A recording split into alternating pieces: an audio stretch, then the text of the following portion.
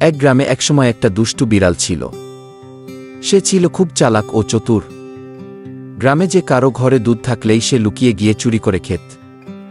তার এই কৌশলের জন্য গ্রামের লোকজন খুবই বিরক্ত ছিল, কিন্তু তাকে ধরতে পারত না। একদিন গোপাল নামে এক কৃষক ঠিক করল সে এই বিড়ালকে ধরবেই। সে একটা চালাকির আশ্রয় নিল। সে তার ঘরে এক পাত্র দুধ রেখে দিল, কিন্তু দুধের চারপাশে লুকিয়ে ছোট ছোট ঘণ্টা বাঁধিয়ে রাখল। বিড়াল গোপনে ঘরে ঢুকে দুধ খেতে গেল, কিন্তু দুধের পাত্রে মুখ দিতেই ঘণ্টাগুলো টুংটাং শব্দ করে উঠল।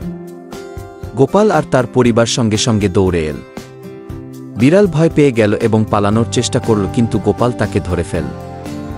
গোপাল বিড়ালকে আদর করে বলল, দুষ্টু বিড়াল, চুরি করে খেলে ধরা পড়তে হবেই। এবার থেকে যদি তুমি ভালো হও তাহলে আমি তোমাকে প্রতিদিন দুধ খেতে দেব। বিড়াল তখন থেকে চুরি না করে ধীরে ধীরে গোপালের সঙ্গী হয়ে গেল। এরপর থেকে সে আর দুধ চুরি করত না, বরং গোপালের বাড়িতেই আদর পেয়ে থাকত।